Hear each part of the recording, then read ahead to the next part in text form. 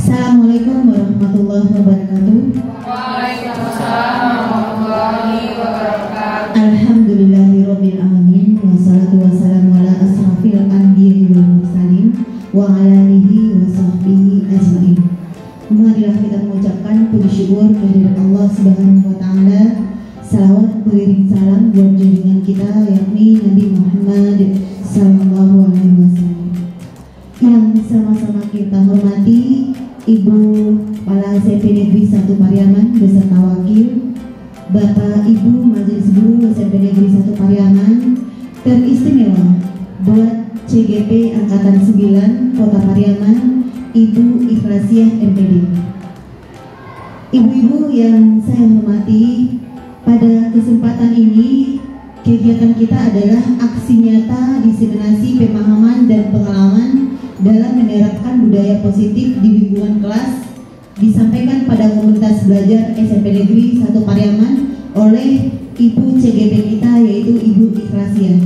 Namun kita sebelum masuk kepada kegiatan, kita minta arahan kepada Ibu Kepala SMP Negeri 1 Pariaman yang dalam hal ini diwakili oleh Ibu Wakil Kesiswaan kepada Ibu Nofriati MPD. Kita persilakan.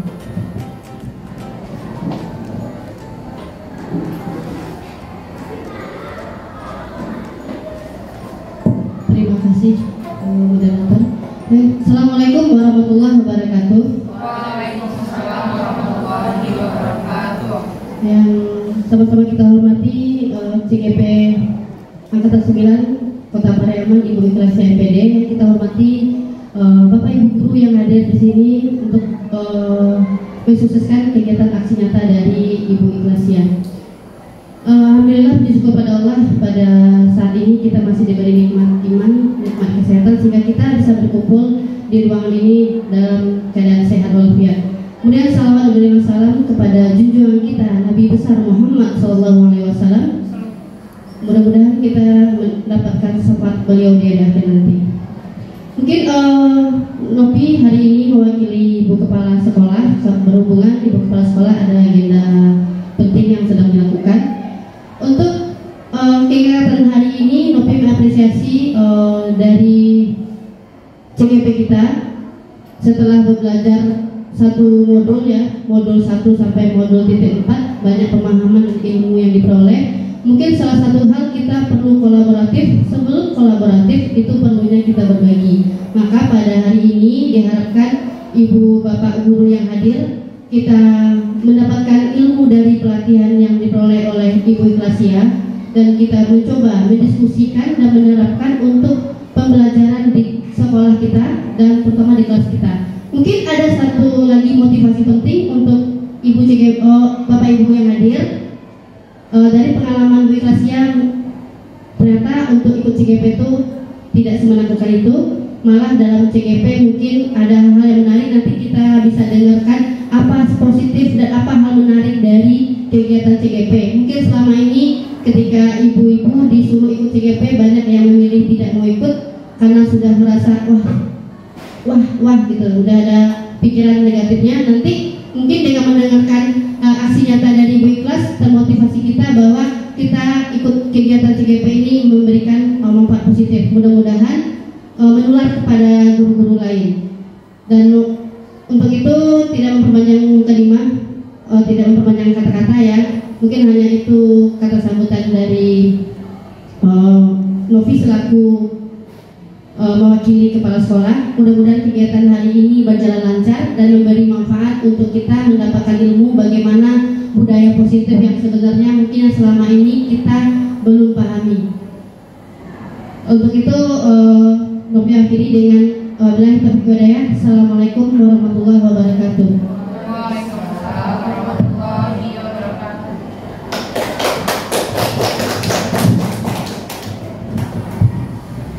Terima kasih kepada Ibu Wakil Kesiswaan SMP Negeri 1 Pariaman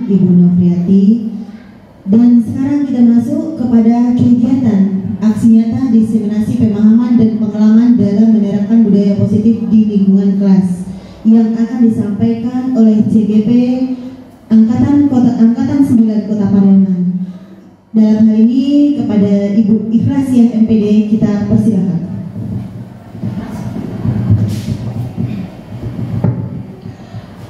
Bismillahirrahmanirrahim.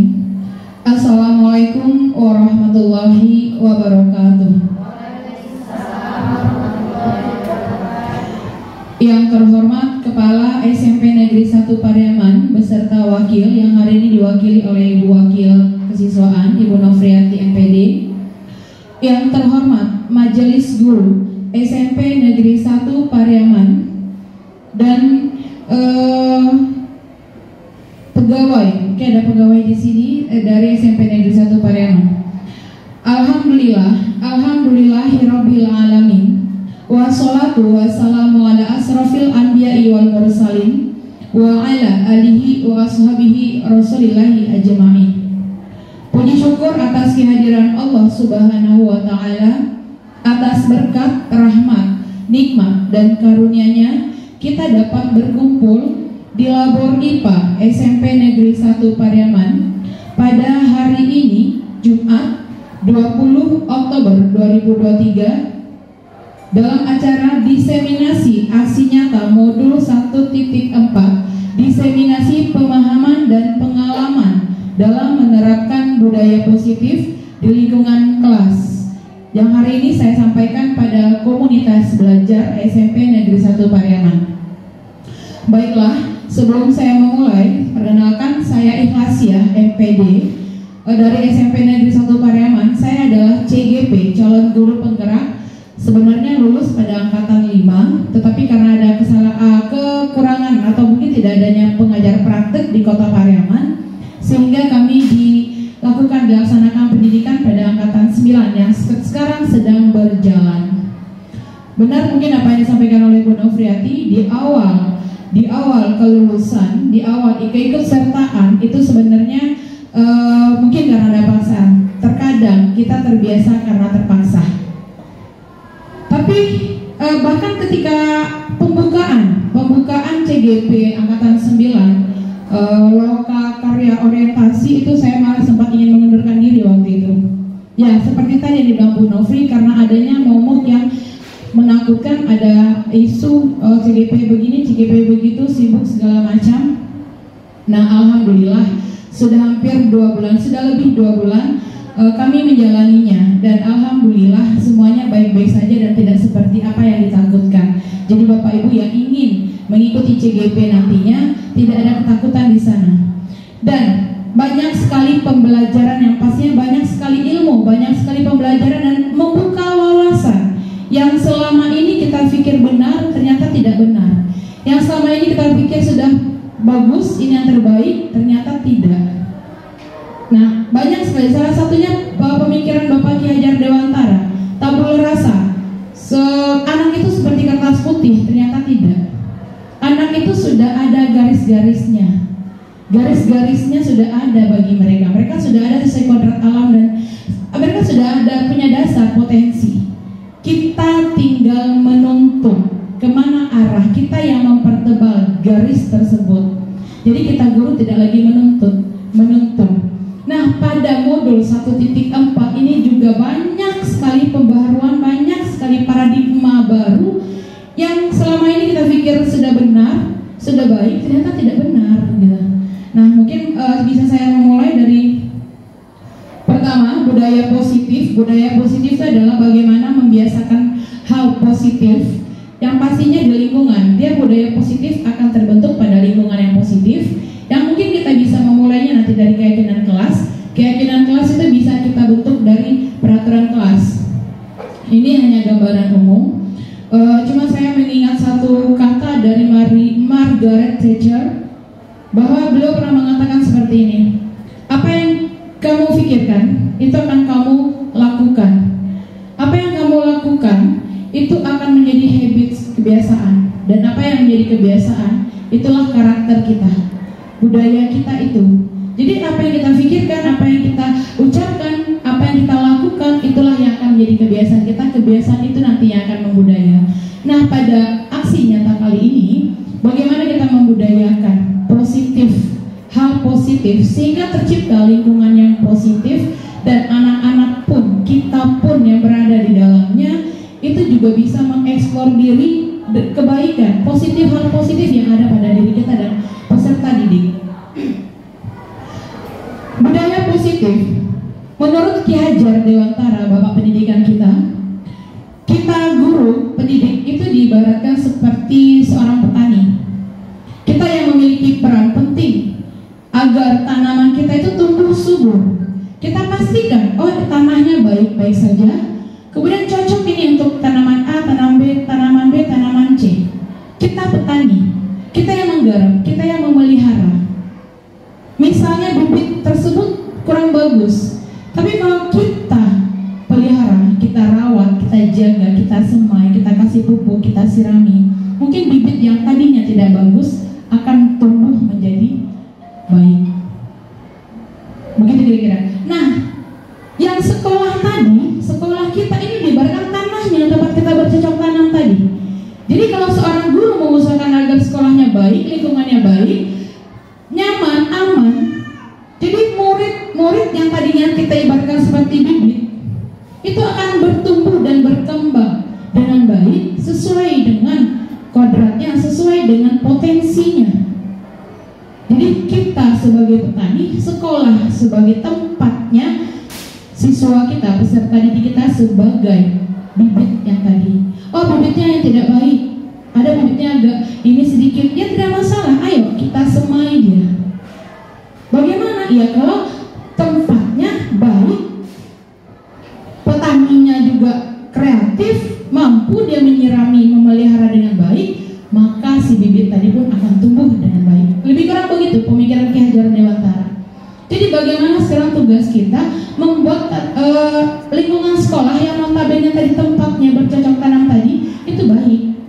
Bagaimana siswa kita itu nyaman, bagaimana kita membuat keamanan, ketentraman, sehingga pun kalau sudah nyaman mereka pun akan mampu menggali potensinya dan kita yang akan membantu gitu. Oke, dengan demikian, jadi guru itu adalah bagaimana kita menciptakan lingkungan positif yang terdiri dari warga sekolah, tidak bisa hanya dari satu guru saja.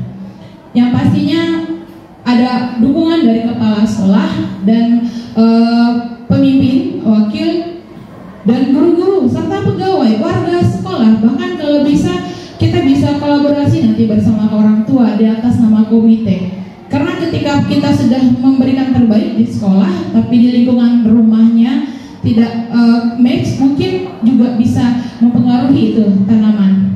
Jadi nanti kita bisa kerjasama juga dengan orang tua yang notabene juga lingkungan peserta didik kita ketika berada di rumah.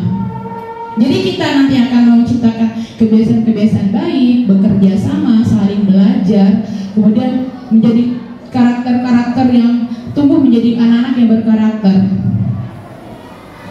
Kita lanjut. Nah, di sini ini pembelajaran modul 1.4 itu ada banyak. Disiplin positif tadi, budaya positif jika terjadi disiplin positif. Kalau positif disiplinnya, insya Allah lingkungan atau budaya positif akan tercipta di sebuah lingkungan itu. Di sini kita lihat ada banyak, nanti akan dijelaskan satu persatu. Teori kontrol pertama, kita selama ini banyak sekali kesalahan. Mengontrol, kita pikir sisa tunduk kepada kita, itu hanya ilusi. Hanya ilusi bahwa kita sekarang berada di atas, kita gurunya, mereka takut sehingga mereka melakukan apa yang kita suruh. Tapi apakah itu akan bertahan lama? Apakah itu untuk jangka panjang? Jawabannya kira-kira apa Bapak Ibu? Tidak, karena mereka melakukan dengan terpaksa. Ada paksaan di sana. Dan kita berilusi, kita menganggap kita benar, kita menganggap kita menang. Sayang, kamu kerjakan itu, bikin ini, kalau nggak selesai awas. Mereka mengerjakan, karena kita yang mengontrol. Kita menganggap kita menang. Tapi apakah itu yang akan dipetik dari lingkungan atau budaya positif? Tidak. Dalam teori kontrol tidak ada menang kalah, semuanya menang-menang. Prinsipnya menang-menang. Kalau kita mengontrol sisa-sisa mengikuti kita jangan bangga dulu. Dia ngikutin karena takut, dia ngikutin karena takut nggak dikasih nilai, dia ngikutin mungkin karena takut nanti tidak melanggar aturan karena takut kena bobot dan sebagainya. Jadi ada teori kontrol, baru nanti ada motivasi. Ada teori motivasi, nanti dijelaskan satu persatu. Dan ada 5 posisi kontrol. Kita berada di mana sih? Sebagai penghukum kah? Sebagai guru? Atau kita sering membuat anak merasa bersalah? Atau kita berada di posisi teman? Atau kita sebagai pemantau? Atau mungkin kita sudah berada di level yang terbaik, yaitu manajer.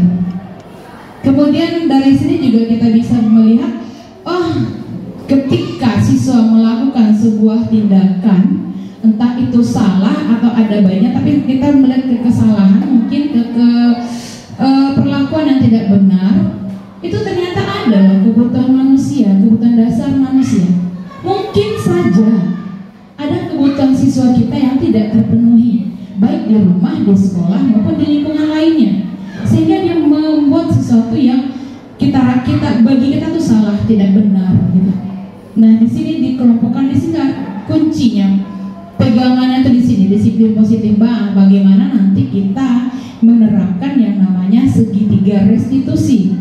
Ini yang paling baik, penerapan dalam menindaklanjuti sebuah permasalahan yang dihadapi oleh siswa kita, sehingga mereka itu nilai-nilai kebajikan universal yang ada, itu mereka mampu menanamkan pada diri mereka tanpa embel-embel, tanpa takut karena aturan, karena takut sama ibu wakil, mungkin takut dengan kepala sekolah, takut dapat teguran, bahkan mereka menginginkan penghargaan. Yang selama ini kita pikir penghargaan itu baik-baik saja, ternyata tidak.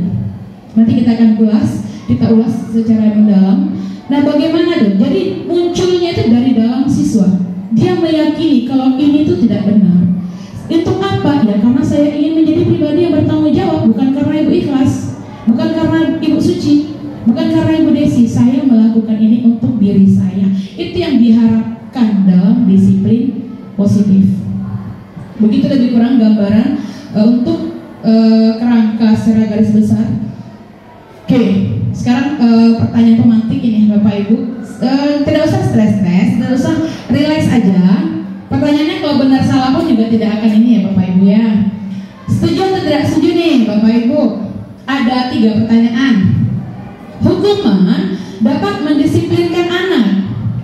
Yo, siapa kira-kira bisa menjawab setuju atau tidak tuh? Hah? Setuju atau tidak? Jawabannya setuju. Oke. Ada yang bisa memberikan alasannya nggak Bapak Ibu? Kira-kira mengapa setuju? Kira-kira?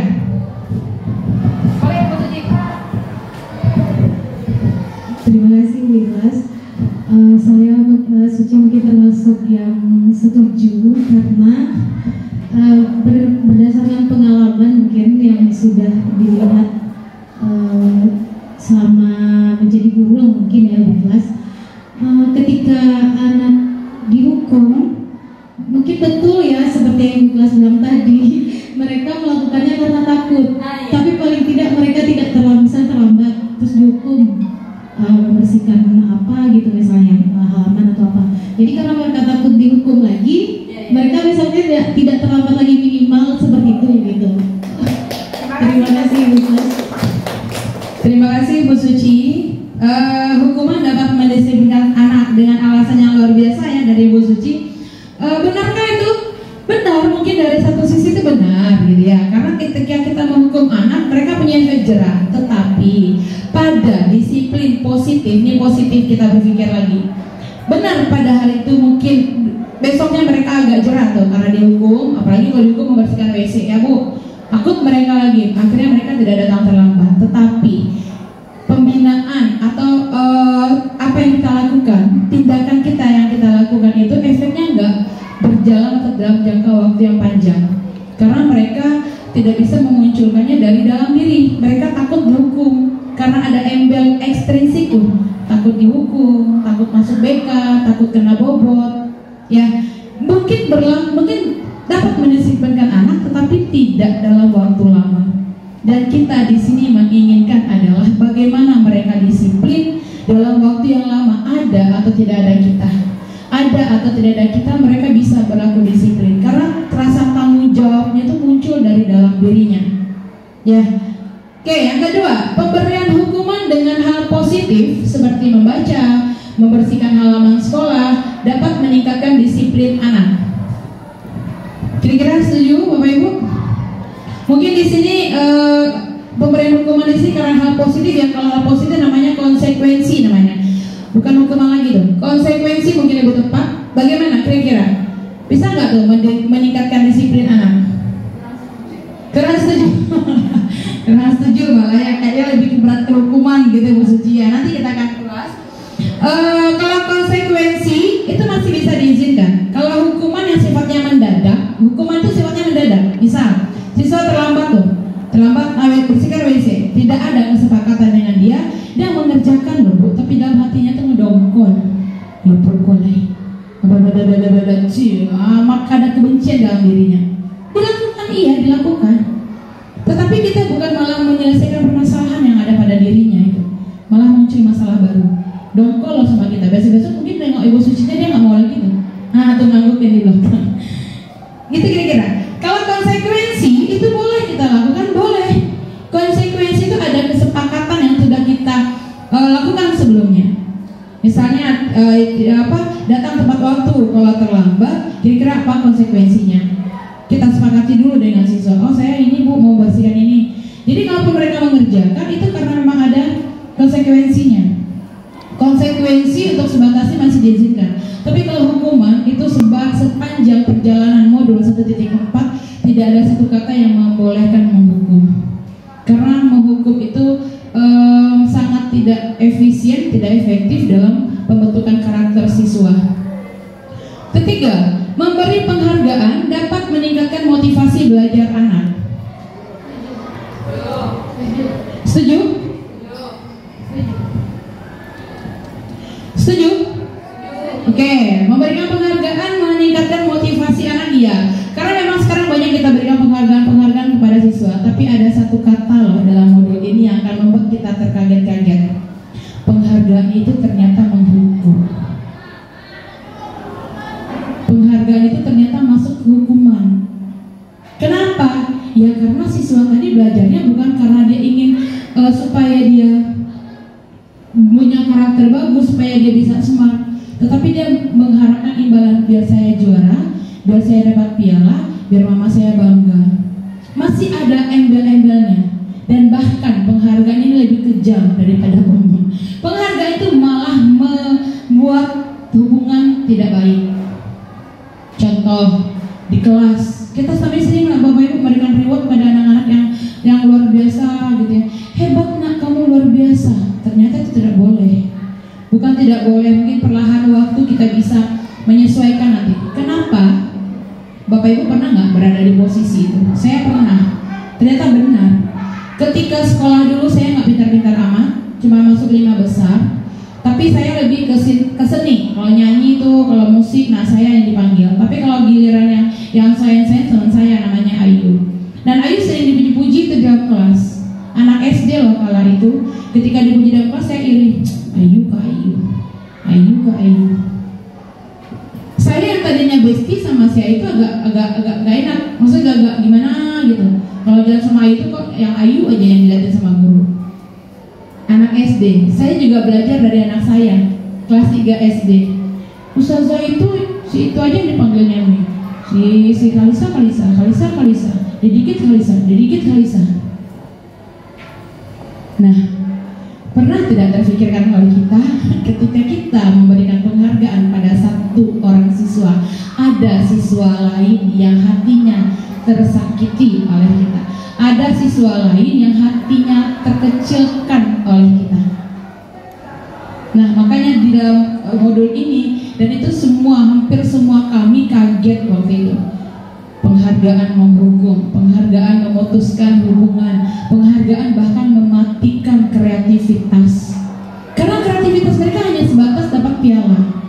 Kecuali kalau dia lomba, karena ada satu kata fasilitator saya waktu itu, pendidikan bukan ajang kompetisi.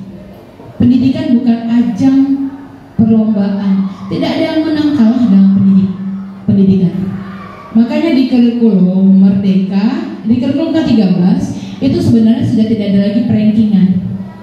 Tapi masih saja sekolah kita termasuk masih saja mengumumkan tuh perankingan. Nah, itu mungkin yang akan kita menyelaraskan, tidak segampang membalikan telapak tangan memang, tapi mungkin nanti perlahannya waktu kita bisa mengaplikasikan ini.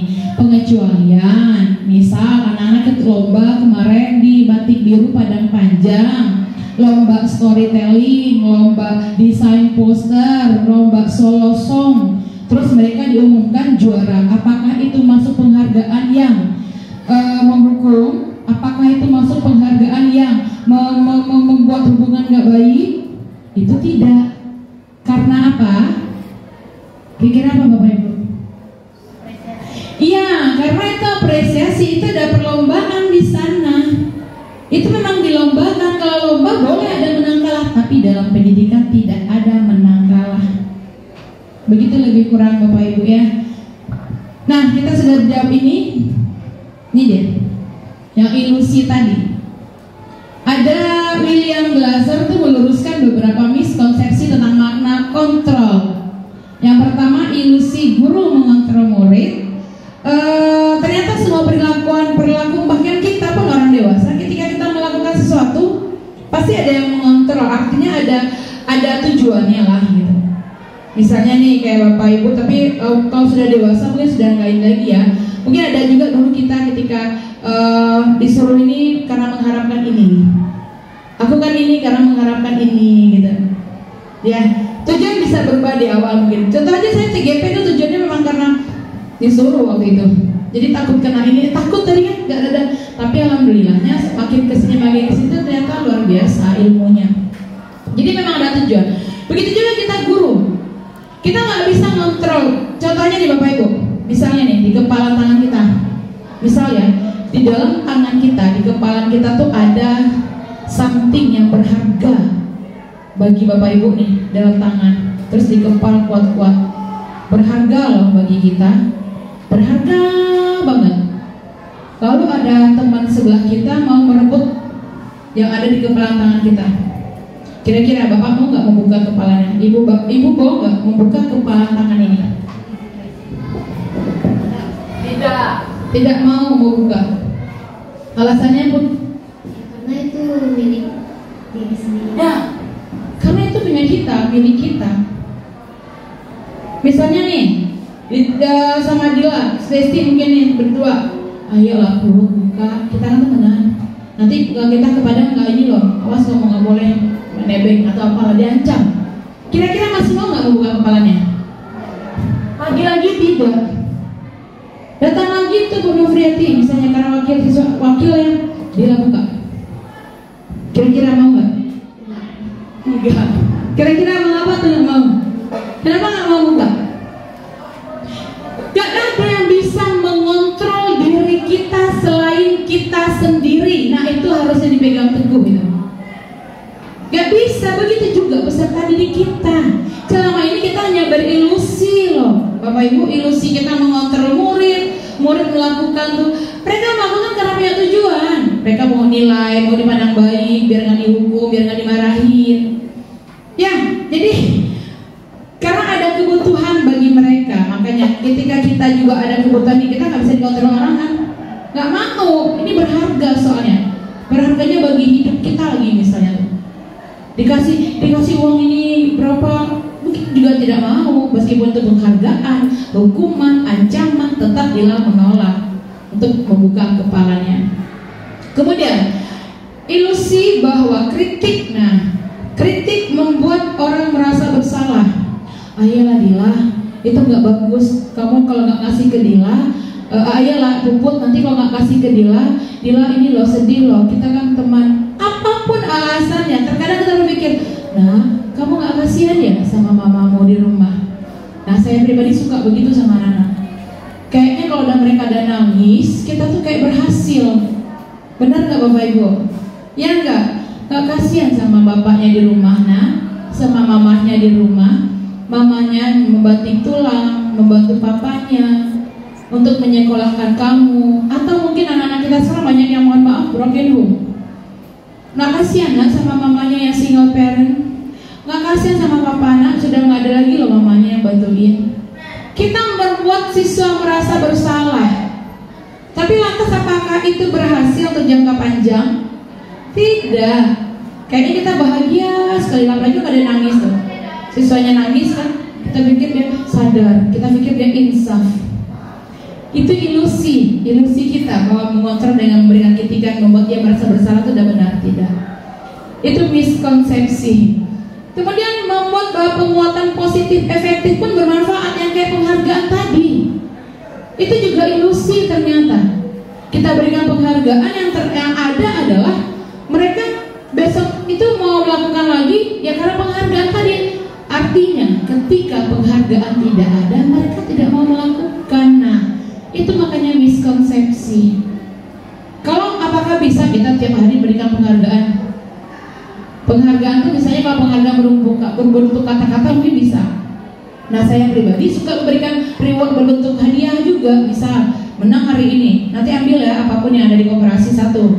Ada yang ambil pena, ada yang ambil buku. Nah, apakah itu bisa kita lakukan setiap hari? Nah, atau mungkin ketika kita tidak hadir ada sesuatu, si anak akan merasa apa? Ya, ada penghargaan. Jadi mereka itu melakukan sesuatu karena penghargaan, bukan karena dari dirinya, bukan karena kebutuhannya. Saya mau bertanggung jawab, saya mau aktif karena saya ingin jadi pribadi yang aktif. Itu yang diharapkan, bukan saya mau aktif biar nanti ditunjuk ikhlas, biar saya dapat penghargaan, bukan itu harusnya. Terakhir, ilusi bahwa orang dewasa memilih hak untuk memaksa. Ini benar ya Bapak Ibu ya. Kita kayak memaksa gitu. Lakukan, buat, kerjakan, kalau nggak awas. Nah, ya benar ya, benar ya. Ternyata itu adalah miskonsepsi, itu nggak benar gitu. Dia percaya bahwa kalau murid harus begini-begini kita nentuin biar terjadi yang nggak baik gitu. Artinya jangka waktunya tidak efektif, jangka waktunya juga tidak panjang. Permusuhan akan hal-hal negatif lainnya pun akan muncul kalau kita memaksa. Ya. Nah, disinilah tugas kita Bapak Ibu, bagaimana caranya. Sulit memang. Saya pun kemarin ketika diberikan informasi ini, berat ini. Gak mungkin rasanya. Susah, bahkan pertanyaan saya munculkan itu seperti itu. Bagaimana caranya kita menyamakan persepsi. Bahkan di mindset siswa sendiri itu susah loh. Karena bagi mereka, itu tadi, ketika dihukum mereka merasa jerah. Ketika dipanggil baik-baik saja, nah udah bapak ambil di bawah dia dosen, udah kelasnya. Nah, artinya ketika mereka dimarahi, mereka lebih merasa ada hukum, ada ini perubahan pada diri mereka. Ketika baik-baik saja, tetapi memang butuh waktu, tidak akan gampang, tidak semudah membalikan telapak tangan. Memang, tapi insya Allah kalau kita bekerja sama, kerja keras, kerja cerdas, kerja ikhlas, kerja tuntas, insya Allah kita bisa menjadi pribadi yang baik dan bisa menjadi lingkungan yang positif tadi, sehingga anak-anak kita bisa menjadi anak-anak yang berkarakter yang baik, yang munculnya itu dari dalam dirinya. Itu harapannya ya Bapak Ibu ya. Baik, kita lanjutkan.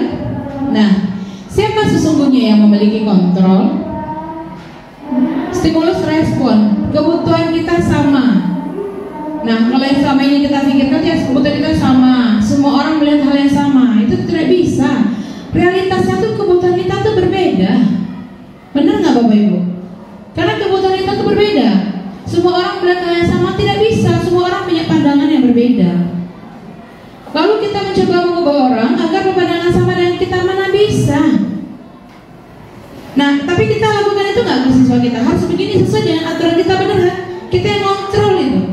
Tidak bisa, begitu mungkin agak sulit memang kalau dipikirkan belum bisa nggak, tapi itulah kenyataannya. Kita benar harus mampu lah untuk menerapkan dan menciptakannya gitu.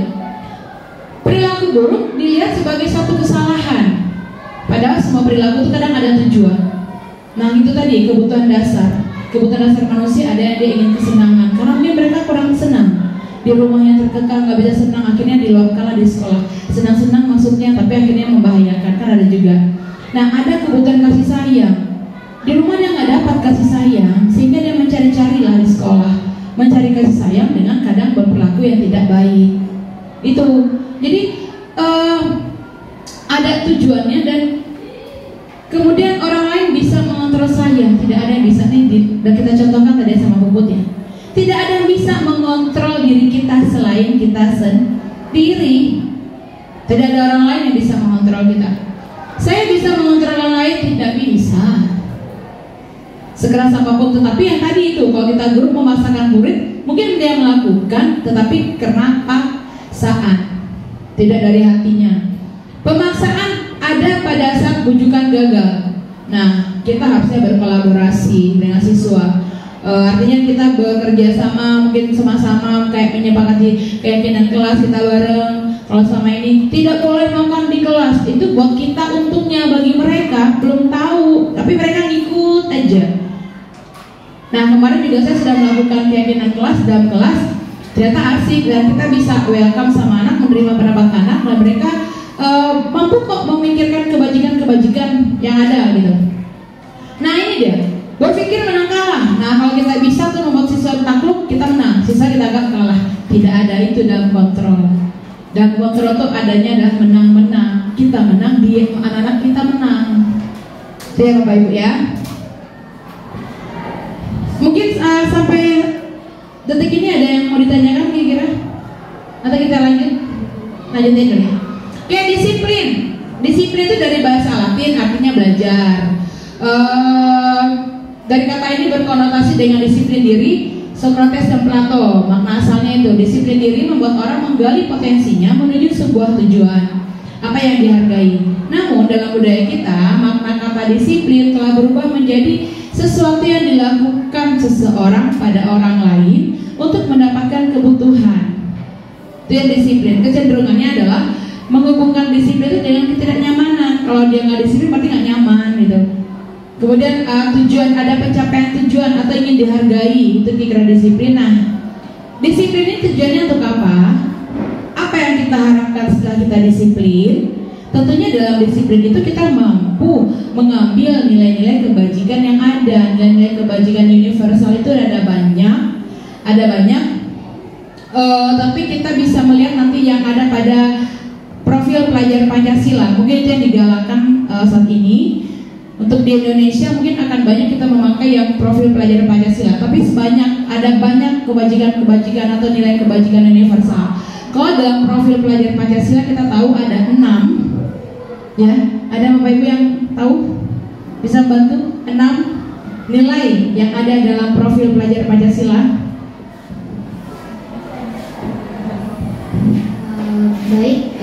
Nilai dalam profil pelajar Pancasila ada 6. Yang pertama, beriman bertakwa kepada Tuhan Yang Maha Esa. Yang kedua, berakhlak. Yang kedua, mandiri. Yang ketiga, bernalar kritis. Yang keempat, berkebinekaan global. Yang kelima, bergotong royong. Dan keenam, kreatif. Terima kasih Bu Puput. Ya benar sekali, itu sudah diungkapkan. Rasanya kita semua sudah tahu ya elemen 6 nilai kebajikan pada profil pelajar Pancasila. Dan semuanya tuh sebenarnya sudah terlingkup dalam artinya ini. Kok disiplin tidak ada ya? Disiplin mungkin letaknya di mandiri. Misalnya kenapa nggak ada di sini yang religius? Nah itu sebenarnya sudah terskop pada bertakwa kepada Tuhan Yang Maha Esa gitu. Berkarakter, nah berakhlak mulia, semua ini kan karakter ini. Kemudian yang mana sih yang berwawasan, yang prestasi wawasan? Nah ketika dia bernalar kritis berarti dia berwawasan. Di sini nggak ada loh anak-anak yang mampu berprestasi di bidang ini, kreatif mungkin. Nah, artinya ada nilai-nilai kebajikannya yang sudah tercakup pada profil pelajar Pancasila. Nah, ini dia yang kebajikan tadi, sifat-sifat positif manusia yang merupakan tujuan mulia yang ingin dicapai oleh setiap individu. Itu dia yang nilai-nilai kebajikan, kejujuran, keamanan, keselamatan, apalagi kehormatan, menghargai orang, menghormati orang lain. Banyak nilai kebajikan yang ada. Nah, kita di sini adalah bagaimana kita mendisiplinkan siswa kita sehingga mereka mampu atau mereka mempunyai nilai-nilai kebajikan itu pada diri mereka. Dan itu adanya munculnya karena mereka memang meyakini itu. Saya mau bertanggung jawab karena ini perlu bagi saya. Saya ingin menjadi pribadi yang bertanggung jawab sehingga saya nanti dihargai oleh orang lain. Saya ingin menghormati orang tua karena ketika saya menghormati mungkin itu akan berbalik kepada saya. Itu yang diinginkan di sini. Saya ingin datang cepat waktu, saya ingin disiplin, saya ingin menertibkan diri saya. Saya ingin bertanggung jawab, saya ingin menghargai waktu. Bukan karena saya ingin datang terlalu cepat biar saya tidak kena bobot. biar saya tidak dimarahi. Bukan. Di sini yang perlu kita perbaiki, Bapak Ibu. Lanjut ke nilai-nilai. Nah, ini ya. Motivasi perilaku manusia. Nah, sekarang saya tanya lagi nih. Bapak Ibu, pernah nggak ya ketika melakukan sesuatu, misal nih, Bapak Ibu melakukan sesuatu itu ingin mendapatkan senyuman dari orang lain, atau ingin mendapatkan hadiah, bahkan ingin mendapatkan uang, atau ingin dipuji.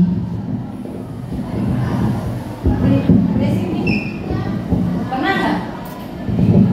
Rasanya pernah deh. Yang nggak apa-apa, mungkin waktu di sekolah dulu ya, nggak apa-apa. Ini waktu zaman sekolah. Oke, baik. Mungkin pernah, Bu, karena kan misalkan contohnya saja sedang kuliah. Iya. Nah, sedang presentasi seperti itu kan. Nah, di situ kita berlomba-lomba untuk mendapatkan nilai dari dosen. Di situ kita mencobalah mencari perhatian dari dosen itu supaya nilai kita menjadi baik. Oke, terima kasih. Ya, salah satunya contoh ya ketika kuliah mungkin kita mau presentasi, kita mau ini, atau jadi mau dapatkan nilai yang bagus, dapatkan pujian. Ketika dipuji bagus, karyamu bagus, skripsimu bagus, disertasimu bagus, tesismu bagus misalnya. Itu juga pujian. Pasti pernah, semua kita pasti pernah ini melakukan sesuatu untuk dapatkan itu gitu. Saya mau baik-baik saja supaya saya nanti dilihatnya baik, biar nggak ditegur. Saya mau datang cepat hari ini. Kenapa? Ya biar saya nggak ditegur sama kepala sekolah. Saya mau mau kumpulin bahan cepat biar apa? Ya biar dipuji sama ibu wakil kurikulum. Biar saya dapat ini pandangan baik dari kepala sekolah. Rasanya kita pernah melakukan itu. Semua kita. Dari masa anak-anak ini pernah. Ya Bu ya. Nah bahkan pernah nggak baik-baik dulu sama mamanya biar dapat uang gitu ya. Nah sebagai rantau kadang ini ada maunya nih anak.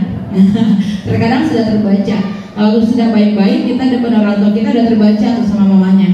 Nah ini ada maunya nih, pasti minta duit, pasti minta izin, nah gitu. Pernah iya, pasti pernah. Terima kasih Bu Desi. Kemudian kira-kira kalau kita lihat apalagi sih alasan orang untuk melakukan sesuatu, ada yang bisa bantu jawab? Bu Nofri mungkin? Kira-kira Bu Nofri, selain ingin dapat hadiah, ingin uang, pujian, senyuman, apa lagi kira-kira alasan orang untuk melakukan sesuatu itu?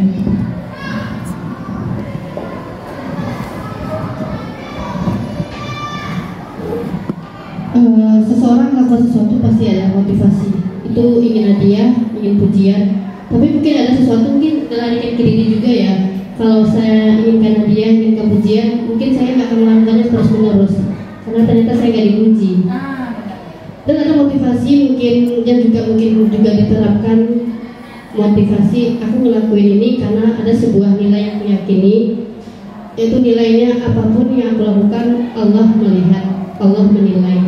Jadi motivasi yang berikutnya bukan karena dia, bukan karena pujian, bukan karena hukuman, tapi aku punya sebuah nilai yang itu aku yakini cukup menilainya Allah. Mungkin motivasi dalam diri itu mungkin.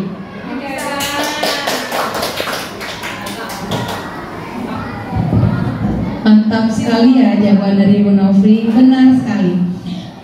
Benar kata Bu Nofri tadi, apa yang pernah kita lakukan dulu, kita dapat senyuman dari orang, kita dapat pujian, kita dapat uang, kita hadiah. Tapi ada waktunya ketika kita melakukan hal yang baik, di pikiran kita ingin dapatkan pujian, ternyata kita nggak dipuji. Nyakit nggak tuh? Sakitnya tuh di sini. Nah karena apa? Ya karena kita hanya mengharapkan pujian, mengharapkan hadiah. Ada loh alasan lain yang harus kita perhatikan. Mungkin salah satunya apa yang dibilang Bu Nofri tadi, untuk keyakinan diri kita. Karena kalau manusia yang nggak lihat, tapi ada Tuhan kita loh yang melihat. Kebaikan untuk kita, selama kita menebarkan kebaikan, insya Allah kebaikan itu pun pasti akan berbalik kepada kita.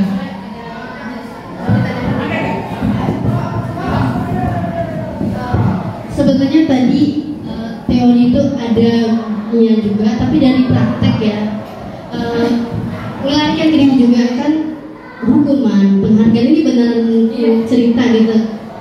Tapi setuju, emang motivasi tertinggi ada intrinsik. Cuman kayak gini, anak kita lagi kayak anak kita, anak yang tumbuh dengan lingkungan dan dia udah SMP. Artinya tuh, berarti kepikiran adalah bagaimana memunculkan motivasi intrinsik. Pernah dilatihkan ke diri juga. Jujur, mungkin Novi pakai jilbab karena ancaman kakak. Dulu nggak pacaran karena ancaman kakak. Beneran, motivasi ekstrinsik. Dan dulu disolat karena diancam. Benar, motivasi ekstrinsik. Tapi satu hal yang meyakini, sesuatu yang dibiasakan itu menjadi nilai yang tertanam. Dulu mungkin sampai sempat ada yang melakukan si Novi yang tomboy kok tiba-tiba mau pakai hijab. Dulu kan bercelana lepis lutut, sukanya sepak bola. Dan ketika memutuskan pakai jilbab, itu banyak yang ngeraguin. Dan emang bukan karena Allah, karena belum ada motivasi itu, karena terpaksa. Dan karena terpaksa itu kok ngerasa ketika aku tidak ingin, nggak, rasanya it's not me, kayak ada yang hilang. Nah, makanya terkadang aku masih ngelakuin itu karena aku yakin motivasi intrinsik itu gak ujung-ujung muncul. Nah, untuk memunculkan tuh boleh, ini pertanyaan, boleh nggak sih kita tetap memakai hukuman, penghargaan? Ya, itu pertanyaannya. Mungkin bisa berikan tepukan yang ini untuk Novi, luar biasa sekali pertanyaannya ya. Dan pertanyaan itu pun sebenarnya muncul di benak saya. Karena saya juga pernah mengalami hal itu, Bu Suci. Buktinya aja ini CGP, saya masuk CGP itu nggak ada motivasi, terpaksa loh. Saya terpaksa. Terkadang saya bahkan punya prinsip kebiasaan itu bisa ada karena terpaksa. Nah, kalau saya pribadi menjawab apa yang Bu Novi tanyakan, saya menjawab rasanya mungkin tidak apa-apa gitu, tapi mungkin tetap masih dalam pengontrolan kita agar mungkin kayak Bu Novi adalah pribadi yang memang pribadi yang memang punya ada nilai kebaikan di dalamnya mungkin, sehingga meskipun awalnya dipaksa atau kayak saya awalnya dipaksa, tapi mungkin ada nilai kebaikan yang sudah saya tanamkan pada diri saya, kayak saya tuh orangnya mau belajar misalnya gitu. Jadi karena ada nilai kebaikan yang sudah terbentuk dari diri saya, sehingga keterpaksaan tadi, sehingga yang tadinya kayak ada hukuman, kayak penghargaan tadi, ujung-ujungnya akhirnya muncullah dia menjadi sebuah motivasi intrinsik. Tetapi mungkin ada anak-anak kita yang belum bisa memunculkan itu, yang belum bisa dia dengan kita berikan dia hukuman, dengan berikan penghargaan, kemudian tiba muncul motivasinya dari dalam gitu. Nah, di sini mungkin peran kita bagaimana mengontrol siswa kita juga, bagaimana kita berkolaborasi, bagaimana kita membuat mereka mampu. Boleh mungkin kalau pribadi saya mungkin saya bisa aja membuatkan begitu, tapi jangan melulu gitu loh. Takutnya nanti si anak nggak sama nih sama Bu Novi, si anak nggak sama Bu Ikhlas. Bu Ikhlas yang tadi awalnya terpaksa, belak kesininya muncul dari dalam. Nah, ada anak kita yang dari awalnya sudah terpaksa sampai ujung dia akan terpaksa. Jadi ngapa-ngapain dia pengen dipuji, ngapa-ngapain dia takut biar langsung BK, seperti tidak ada nilai dalam dirinya. Jadi mungkin nanti kita bisa balance monovia, kita mungkin bisa menilai juga anak-anak tersebut. Kalau dia memang dihukum akhirnya dia jerah, besok dia nggak ngulang lagi, nggak apa-apa nih. Di awal kita berikan hukuman, mungkin penghargaan, mungkin kita bisa lihat perkembangannya. Nah, sekarang bisa kita tanyakan, kira-kira datanya karena apa? Apakah masih karena dihukum? Apakah masih karena takut masuk bobot? Tidak, Bu. Bisa saja mereka berubah di tengah jalan. Ternyata ketika saya datang cepat, itu lebih membuat kenyamanan dalam diri saya. Karena ketika saya masuk tepat waktu, guru-guru nggak terganggu, saya nggak dimarahi di depan umum misalnya. Nah, artinya mereka akhirnya sadar sendiri tuh, karena awalnya memang terpaksa. Tapi tetap harus kita kita selidiki lah, kita lihat perkembangan mereka.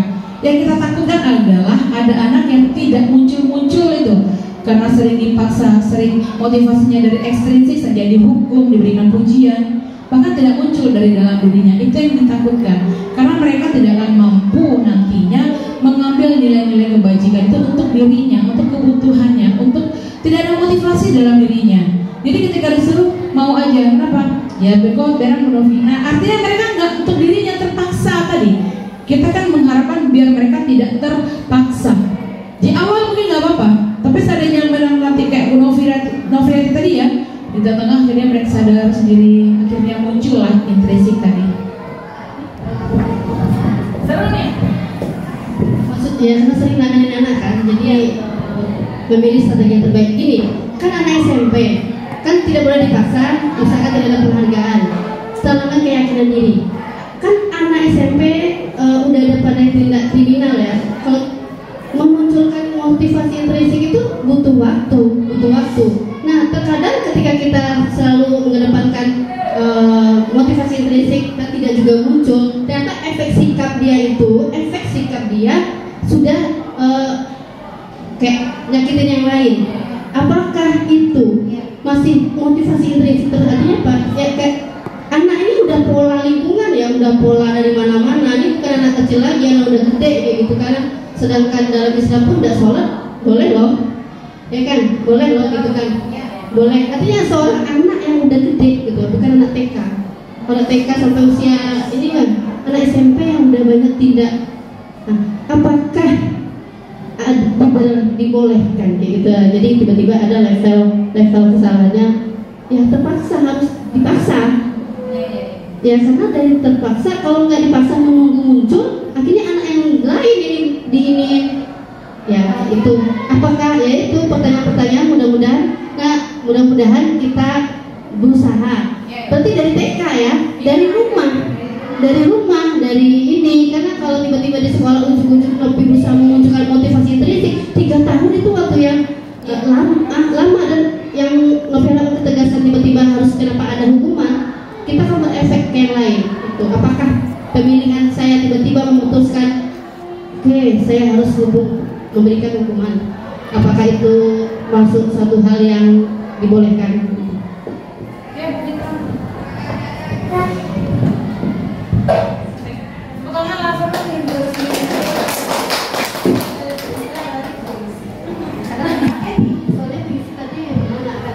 Oke, terima kasih Bu Ikhlasya. Saya hampir setuju dengan Ibu Novi. Saya tadi sudah searching dari penerangan Ibu Ikhlasya, kita kan berkaca dari pemikiran Ki Hajar Dewantara bahwa kita tidak boleh, tadi poin pentingnya saya tangkap, kita tidak boleh menghukum siswa. Kita tidak dianjurkan memberikan penghargaan kepada siswa. Nah, saya lihat dari background dari Ki Hajar Dewantara, siapa sih Ki Hajar Dewantara? Kenapa kita harus mengikuti dia gitu?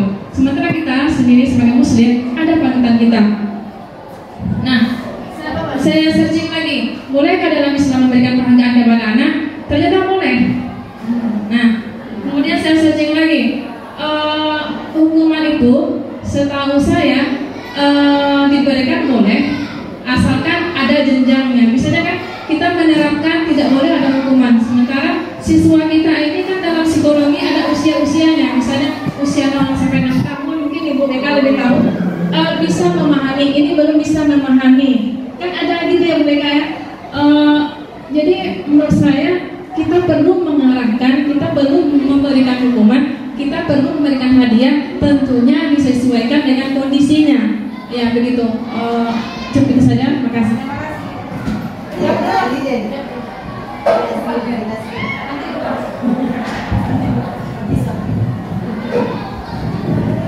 Terima kasih Bu Nufri, terima kasih Bu Fitraleli. Tepuk tangan yang meriah untuk pertanyaannya. Siapakah HD? Memang bukan kiblat kita ya, artinya bukan satu-satunya perjalanan. Oke, HD harus kita panutan, kita harus kita tunduk kepada beliau, tidak. Cuman ada pemikiran-pemikiran beliau yang mungkin sebenarnya sudah kalau kata Bu Asliati sudah ditiru sama orang luar di sana, dan itu berhasil untuk membentuk karakter anak.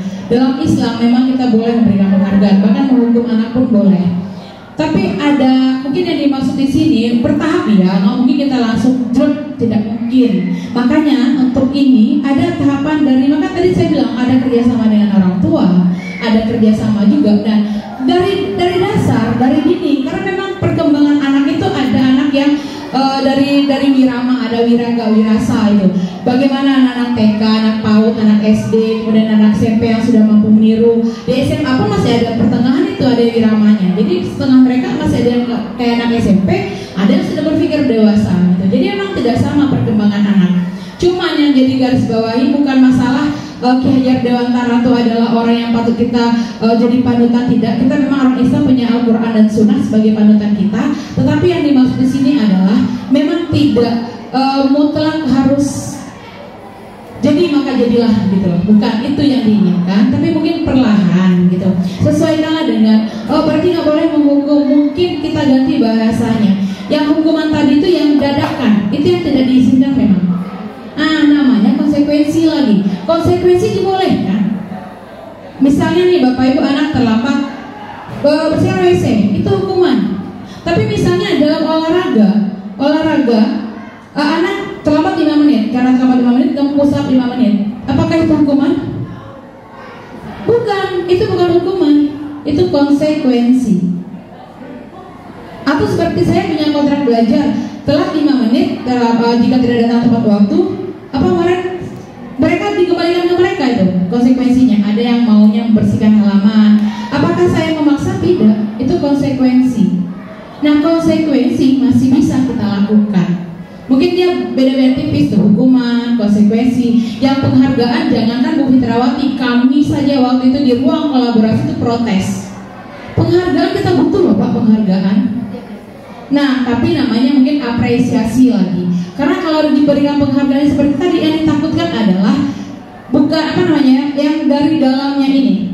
Seandainya memang di awal kita butuh proses untuk memberikannya harus dengan konsekuensi tadi, dengan apresiasi tadi, itu nggak apa-apa mungkin di awal-awal. Sampai mungkin akan muncul, nggak usah lah 10 dulu. Misalnya ada 10 lagi kebajikan nih, setengahnya aja dulu udah dapat dalam dirinya, itu udah luar biasa Bapak Ibu.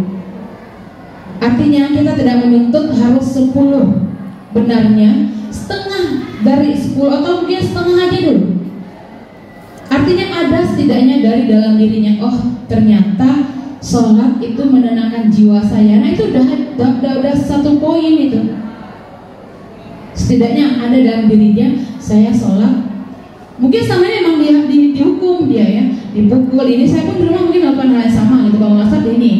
Tapi akhirnya ketika lambat laun, nah itu tadi mungkin di awal bolehlah kita memberikan itu, tapi jangan berlarut-larut sampai kita selalu berikan hukuman. Nah itu yang mungkin tidak kita mengganti paradigma kita, pola pikir kita. Bukan berarti kita tidak bisa mengikuti dalam Islam. Boleh kok, kita memang orang Muslim yang kiblat kita adalah Al-Quran dan Sunnah gitu. Bahkan jika kita berpegang teguh keduanya, selamat loh dunia dan akhirat gitu. Cuman apalagi kita menghadapi anak SMP ini. Anak SMP itu, saya punya anak SMP masalahnya, punya anak yang remaja. Semakin dikeraskan tuh semakin baliknya ke kita, membalang tiang istilahnya kalau di Minang. Makin dikeraskan makin membalang tiang. Ada waktunya mungkin keras tadi itu yang konsekuensi. Makanya di rumah ada konsekuensi tuh. Kalau begini apa? Tanya ke mereka maunya apa. Nah kan dari mereka tuh. Jadi mereka mungkin awalnya emang terpaksa juga. Itu kan mungkin kayak hukuman juga ya. Kalau mereka tidak sholat, mereka akan suruh apa gitu, suruh cuci piring atau suruh apa. Apakah itu hukuman? Kalau mendadak namanya hukuman. Tapi kalau dibicarakan di awal sama mereka, kita omongin, itu namanya konsekuensi. Kalau konsekuensi itu masih bisa diterima Bu Fitra, masih bisa kita lakukan. Nah ganti nama aja mungkin konsekuensi. Artinya di kelas mungkin kenapa ada hukum. Nah di awal bikin kontrak belajar tadi, atau namanya sekarang keyakinan kelas. Kalau terlambat, kira-kira konsekuensinya apa? Kita minta kesepakatan mereka. Artinya kalau mereka terlambat, kan kayak hukuman ya, mereka harus membersihkan, harus apa gitu. Tapi kalau bisa yang berfaedah, kalau saya buat konsekuensi yang faedah, ada manfaatnya bagi mereka. Saya kayak bersih-bersih ada manfaatnya. Tapi kayak berdiri di depan kayak tangga imtiah itu nggak ada manfaatnya bagi saya. Tapi kalau dalam olahraga silahkan, karena memang untuk kebugaran mereka kayak disuruh push up tadi itu bukan hukuman loh, itu konsekuensi. Dia masuk jam olahraga terlambat 5 menit disuruh guru olahraganya push up, itu bukan hukuman, itu konsekuensinya berarti sama guru olahraganya mungkin. Ya, Bapak Ibu ya, terima kasih pertanyaannya, seru sekali. Kita memang nggak bisa sendiri, saya pun memang apa namanya ya, memang ini modul 1.4 itu menguras tenaga pikiran itu, menguras kebatinan juga. Karena kita tahu kita agak keras orangnya gitu ya. Ternyata selama ini satu begini loh, nggak ada benarnya. Kalau melihat modul ini saya nggak ada benarnya gitu. Tapi artinya kesini ngambil hikmahnya aja. Artinya one day saya mau jadi yang seperti ini. mungkin nggak bisa segampang membalikan telapak tangan, butuh proses memang. Tapi mungkin kedepannya kalau niat kita baik untuk menciptakan generasi yang baik, kita kan berharap akan menjadi anak-anak yang benar-benar bermartabat, anak-anak yang berkarakter dan artinya bermanfaat. Nah, Bapak Ibu, ini kira-kira motivasi perilaku manusia. Ada yang eksternal, ada internal. Nah ini, ketika menghindari ketidaknyamanan atau hukuman, nah atau mendapatkan imbalan, nah ini biasanya akan memunculkan motivasi dari luar atau eksternal. Saya belajar biar saya dapat hadiah besok dipanggil ke depan biar juara. Nah dalam Islam diajarkan kan innamal a'malu binniyat wa innamal likulli imri'in ma nawa. Itu asal musabab suratnya itu namanya mafuzatnya itu ayatnya itu ini berasal dari seorang sahabat Nabi dulu ya Bu Yusi ya. Dia pergi ke Mekah. Ke Mekah itu niatnya bukan karena naik haji, tapi ada melihat seseorang yang ingin dipersuntingnya. Batasnya hanya sebatas itu amalannya. Karena niatnya itu gitu loh. Makanya kalau kita berniat baik, insya Allah akan baik juga. Apa yang kita niatkan itu yang akan terjadi. Insya Allah ya Bapak Ibu ya. Positif kita, mudah-mudahan bisa nih.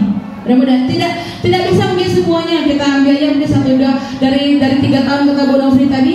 Dari 3 tahun ada 500 siswa, satu aja atau 2 aja siswa yang bisa memunculkan motivasi dalam dirinya, mungkin itu sudah hal luar biasa untuk zaman sekarang. Kemudian ada yang motivasi internal, nah ini dia. Saya mau jadi orang seperti apa kalau saya melakukan ini gitu. Saya mau jadi apa ya kalau saya datang tepat waktu, saya akan seperti apa. Kalau saya seandainya meletakkan barang pada tempatnya, saya akan seperti apa ya. Itu akan jadi kebiasaan-kebiasaan akhirnya yang hal kecil jadinya besar dan itu bisa menjadi sebuah kebajikan untuk dirinya, kebaikan nilai-nilainya. Dan yang kita harapkan adalah memang motivasi yang berasal dari diri siswa tersebut, dari internal. Nah ini dia. Identitas sukses ada identitas gagal. Hukuman itu menyakitkan, harus terus terjadi, tidak nyaman dia untuk jangka waktu yang panjang. Kemudian korban mendapatkan keadilan. Korban tadi itu artinya dia kayak apalagi kalau gini ya ada hukuman terus dilihatkan depan umum. Nah itu dia kayak apa gitu, kayak ini kali anaknya. Mungkin di satu sisi ada efek jerah tapi tidak bertahan lama. Yang ada tuh takutnya mendendam. Nah kita banyak kejadian sekarang Bapak Ibu ya. Kita nauzubillah ada anak SMA yang tiba-tiba menggorok gurunya. Ada anak yang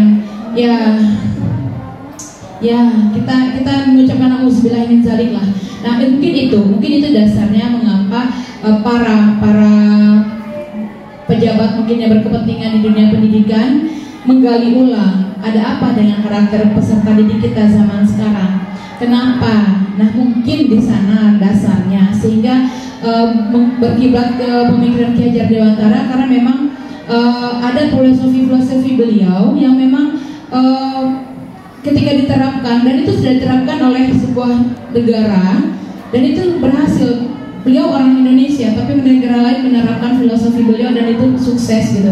Kalau nggak salah kata Bu Asdiati waktu itu beliau pernah ke Finlandia sama kayak di Jepang, bahkan di situ ada counter barang hilang katanya, ada tempat barang hilang. Jadi Bapak Ibu kalau pergi ke Finlandia, kalau pernah kehilangan barang silahkan itu pergi ke sebuah tempat berpuluh tahun, 5 tahun, 7 tahun pun masih ada itu barang.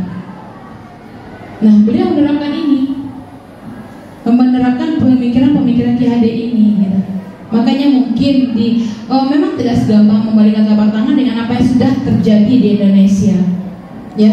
Dan mungkin cara banyak hal mungkin kekurangan sana sini kayak sarana. Kalau di luar sana kan 1 guru 5 siswa, kalau kita di sini 32. Artinya mungkin ada hal yang tidak match dengan mereka, tetapi mungkin semakin kita memahami ini mungkin ke gurunya dulu, mungkin kitanya. Jadi kita bisa merubah diri kita perlahan dan nanti kita akan mampu menerapkan yang mungkin itu yang diharapkan dalam pendidikan guru penggerak ini. Ya salah satunya adalah pemikiran Ki Hajar Dewantara, kemudian nilai dan peran guru penggerak, bagaimana visi guru penggerak, dan sekarang 1.4 adalah budaya positif. Nah itu mungkin kira-kira. Nah murid anak akan tersakiti mereka tersakiti, mungkin mereka fine-fine aja ketika dijemur, tapi siapa yang tahu dalam hati mereka. Akhirnya mereka mendendam, akhirnya mereka ini segala macam gitu ya. Takutnya yang ditakutkan adalah ketika hukuman diberikan bukan mengatasi masalah, takutnya muncul masalah baru. Kemudian perilakunya pasif agresif meningkat, bukannya lebih mencari-cari, akan berani ya, egonya. Akhirnya mereka agresif gitu. Itu yang dia identitasnya gagal ini ya. Mereka nggak menemukan jati dirinya dan gagal, menganggap dirinya gagal. Tapi kalau yang konsekuensi sama restitusi ini dianggap ini akan membuat disiplin positif tadi, karena positif ya, ini akan membuat identitas sukses. Apa dia? Sesuatu terus terjadi. Tidak nyaman untuk murid untuk jangka waktu pendek, bisa diabaikan. Murid dibuat tidak nyaman, penguatan hanya bertahan dalam jangka waktu pendek. Konsekuensi masih bersifat belum jangka panjang, tetapi dia sudah mulai di atas hukuman itu. Yang paling baik itu memang restitusi. Nanti kita pahami apa itu restitusi. Ini pilihan dan berharap dia bisa berubah dalam waktu jangka panjang. Memang tidak, sekali lagi saya menyatakan tidak mudah. Memang tidak segampang kembali ke telapak tangan. Jangankan Bapak Ibu, saya pribadi pun mungkin belum mampu melakukannya. Kami baru belajar kulitnya loh. Penerapannya pun baru segelintir, baru hanya 1-2 orang siswa. Ya pastinya belum terlihat. Cuman maksudnya di sini kenapa kita dikumpulkan, berusaha untuk menyamakan persepsi. Semoga di kedepannya lebih baik lagi gitu. Artinya kalau kita sudah bersama, kalau hanya sendiri itu tidak akan terjadi. Misalnya di saya mungkin misalnya di saya kita bisa mengandalkan satu anak ini gitu, tapi di pembelajaran lain, nah itu dia. Tapi perlahan, mudah-mudahan harapannya, meskipun hanya 1-2 orang yang dikondisikan, berharap ada perubahannya lah, meskipun hanya sedikit.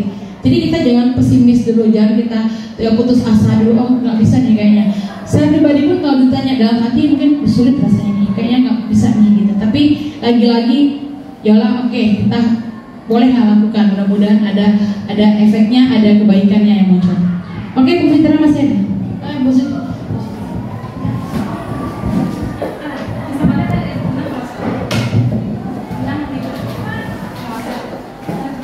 Terima kasih Bu Ikhlas, ini sebenarnya sangat menarik sekali untuk kita bahas ya. Dan ini cukup mengganjal, jadi makanya ingin bertanya sama Bu Ikhlas, waktunya sedikit. Iya. Ada yang terbahas di sini, kita lemparkan nanti ke ahlinya. Kalau saya punya pengajar praktik, punya fasilitator, ada instruktur nanti yang kita tanya. Okay. Seperti yang Ibu sampaikan tadi kan, sepertinya apa yang disampaikan Ibu itu untuk siswa yang misalnya terlambat atau tidak membuat tugas. Tapi bagaimana kalau dengan siswa yang melakukan kesalahan, melanggar aturan yang cukup fatal, misalkan Roni atau apakah seperti ini korban bisa diabaikan atau korban nanti? Maksudnya bagaimana kalau dalam kurikulum merdekanya bagaimana? Oke. Terima kasih Bu Suci. Nah itu juga ada pertanyaan kemarin itu dari CGP untuk fasilitator. Kalau memang perbuatan yang sudah melewati batas yang tidak bisa kita handle, yang guru tidak bisa artinya tidak bisa guru yang ini melakukan pertindakan, ya itu tadi kayak kemarin yang melakukan bully, diserahkan ke yang berwajib. Karena sekarang tuh boleh kok anak-anak itu kalau memang ada sel untuk anak-anak itu sekarang sudah ada. Kalau memang sudah kriminal sifatnya, itu bukan lagi tugas kita. Itu yang disampaikan oleh fasil kami atau instruktur kami waktu itu. Tapi artinya kita sebelum mereka sampai ke sana, nah mungkin ini yang diharapkan. Karena memang kita lihat lah kondisi sekarang ya, bully di mana-mana. Kemarin anak SD bunuh diri, Bapak Ibu dengar beritanya ya, SD. Anak SD, saya pikir dulu SD saya tuh sibuk dengan main kelereng, main loncat-loncatan, main cabur. Anak SD sekarang bukan berarti sudah punya niat kan? Udah melakukan tindak kriminal, itu kan masih kriminal bunuh diri, karena ada bully di sana. Nah memang bully ini mungkin berasal dari sana, mungkin bagaimana lah caranya ya, mungkin itu tadi ya, makanya muncul mungkin seperti yang kurikulum merdeka. Kita di luar itu lah ya, di luar apapun tanggapan negatif di luar sana, tapi sebagai seorang guru kita belajar sepanjang hayat. Kalau ada informasi baru, ada perkembangan baru. Sekarang juga waktu saya punya anak satu belum ada loh parenting sana parenting sini. tapi sekarang sudah ada. Nah, kita mungkin bisa yang rasa kita pas kita pakai, silakan pakai. Kalau rasanya masih menolak ya perlahan ya nggak apa-apa. Kita juga tidak mungkin dalam pendidikan ini pun juga tidak meminta hasil yang jadi maka jadilah, bukan gitu. Jadi butuh waktu, yes. Jadi perlahan saja dulu. Jadi kalau memang ada yang sudah di luar kendali, yang sudah sifatnya kriminal, itu kembalikan saja kepada ahlinya. Begitu kira-kira Bu Suci.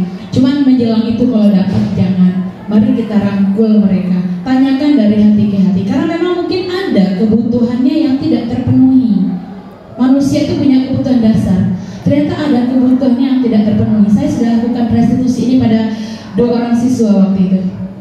Nah, ini salah satunya tuh. Saya lakukan restitusi pada 2 orang siswa. Ada kebutuhan mereka loh yang tidak terpenuhi ternyata. Dan kalau kita lihat lagi backgroundnya, mungkin permasalahannya adalah bagi kita yang lihat anak jelek aja, tanpa kita tahu backgroundnya seperti apa, tanpa kita tanya alasannya mengapa. Banyak yang tontonan-tontonan di yang berseliweran di YouTube, ada anak terlambat dimarahi. Kemudian dia sampai akhirnya dia dibully, sampai dia akhirnya mau memutuskan tidak ini, sampai dia merasa dia sendiri. Tetapi siapa yang tahu? Ternyata pagi hari itu dia harus menyuapi orang tuanya yang sedang terkapar. Siapa yang tahu? Ternyata di pagi hari dia harus berlomba-lomba dengan orang tuanya, satu motornya dibawa sama bapaknya pergi, ya. Dan ada banyak adik juga, ada keluarga lain yang harus diantar. Dan dia harus ngalah naik ojek, tinggal di tempat yang tidak terjangkau. Ternyata ojek pahit susah juga, meskipun secepat apapun ya. Itu yang terjadi loh, ada kebutuhan yang tidak tercukupi ternyata. Nah itu mungkin yang diinginkan di sini. Artinya kita jangan menjudge, ya. Perlakuan kita dengan diberikan restitusi seperti ini supaya kita tuh paham. Oh ini loh. Oh memang sulit, waktunya kapan? Nah itu juga pertanyaan kami waktu itu. Karena kita juga dituntut dengan hal yang namanya administrasi. Ada capaian tujuan pembelajaran yang harus kita capai. Bagaimana pula cara kita untuk menghandle siswa ketika bermasalah? Kalau yang bermasalah cuma 1 orang, it's okay. Bagaimana kalau yang ke-32 orangnya? Itu pun jadi pertanyaan saya waktu itu. Kami waktu itu. Nah, memang berat dong sejak lagi guru BK ini ya. Oke, nanti nggak apa-apa. Baik, seperti yang Ibu Ikhlas sampaikan, kita cover dulu sebelum terjadi hal tersebut. Nah, mungkin salah satu bentuknya apakah tidak yang efektif berupa hukuman tadi gitu loh.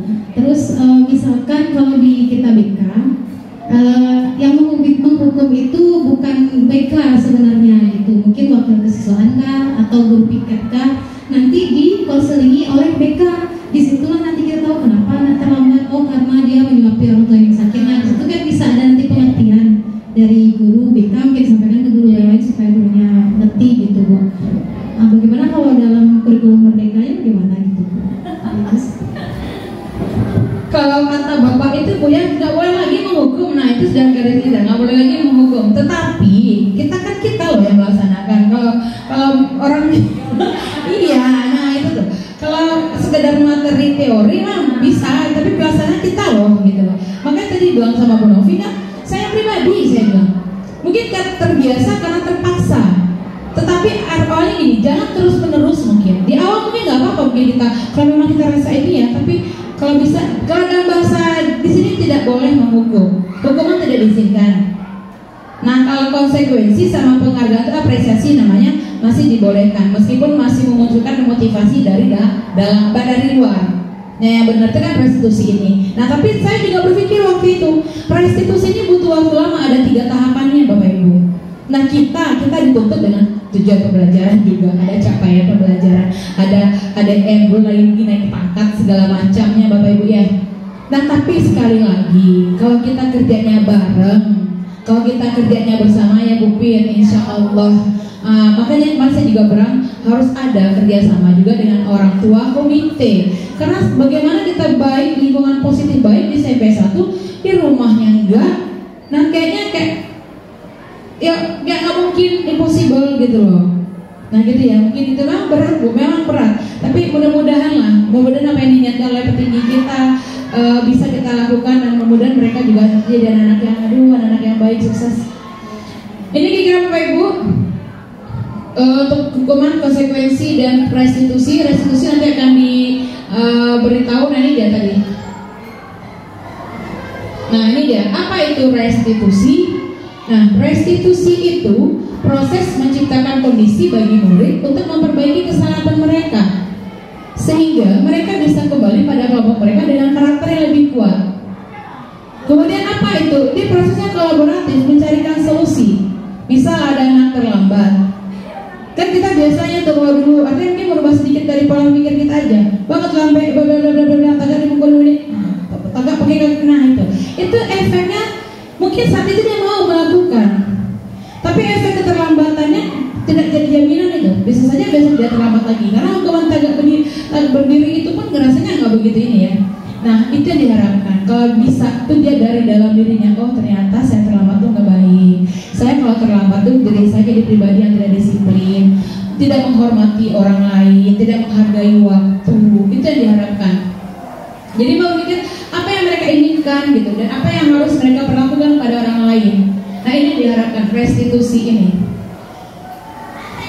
Nah, dianggap cara yang paling baik, fokus dia pada karakter bukan tindakan, kemudian dia menguatkan, kemudian fokus pada solusi, kemudian terakhir mengembalikan murid pada misalnya habis berbuat salah, kita kembalikan kepada ininya bahwa berbuat salah itu mungkin hal yang biasa. Artinya kita pun seusia mereka mungkin pernah melakukan kesalahan yang sama. Mereka kan butuh itu, butuh suatu dukungan. Jadi sama ini mereka berbuat salah, mereka dianggap benalu, dianggap sudah virus, sudah mereka akhirnya memberontak. Di situ terjadi. Ayo kita sama-sama kita bina siswa kita jadi pribadi yang lebih baik lagi. Nah ini dia. Nanti akan lihat kelas kita ke restitusi, karena restitusi ini sangat keren sekali Bapak Ibu. Ada tiga langkahnya. Ada 3 langkah kan ini dia. 3 langkah restitusi itu. Jadi misalnya siswa bermasalah. Ketika siswa bermasalah, kita harus ada 3 langkahnya. Stabilkan dulu tuh rasa bersalahnya, dia salah tuh. Anak-anak kalau udah salah kan ya takut ya. Kita stabilkan dulu. Misalnya kemarin saya kebetulan pergi ke 92, melihat seorang anak pakai baju keluar, bajunya tidak pakai dasi. Saya panggil, saya praktekkan teori restitusi ini. Saya tanyakan apa kesalahannya. Dia tahu, anak-anak tuh tahu loh pada umumnya salahnya apa. Apa kesalahannya? Apa kurangnya? Kenapa dipanggil ke sini? Dia jawab, saya bajunya keluar Bu, dasinya tidak dipakai. Kemudian itu aturan, makanya aturan boleh. Kita punya aturan. Cuma bagaimana kita melakukan tindakan terhadap aturan tersebut. Nah, dia melanggar aturan kan saya. Nah, kita panggil baik-baik. Itu apa aturan sekolah? Tentang apa? Tentang kerapian, tentang keseragaman. Kira-kira kalau seperti ini pakaiannya rapi enggak? Seragam enggak? Bagus enggak dilihatin? Dia tahu loh.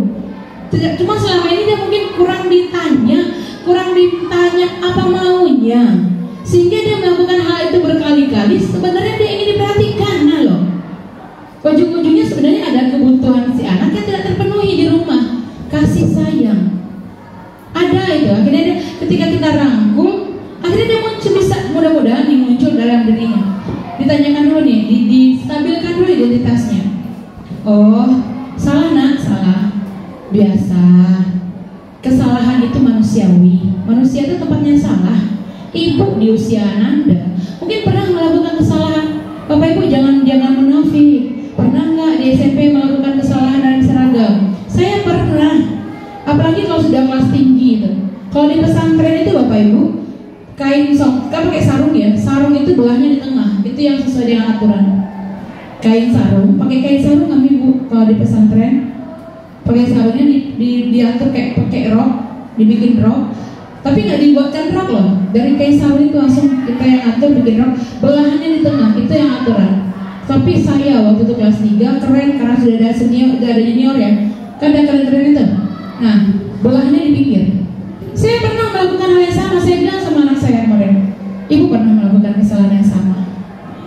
Nah, jadi dia nggak merasa sendiri. Kita stabilkan dulu, itu yang restitusi. Kemudian apa lagi? Validasi tindakan yang salah. Kita data dia. Sayang, salahnya kira-kira kenapa ya? Tanya alasannya mengapa. Jangan langsung jadi salah. ada ruang untuk berkomunikasi, nggak ada ruang untuk memberikan alasan. Berikan dia ruang. Kenapa? Oh, ternyata dasinya kemarin bajunya 2 Bu. Yang satu, yang dasinya masuk ke kantong baju, bajunya ditaruh ke belakang, dicuci lah sama mama, jadinya basah itu dasi. Itu berikan alasan, jujur nak, jujur. Terus baju kenapa keluar?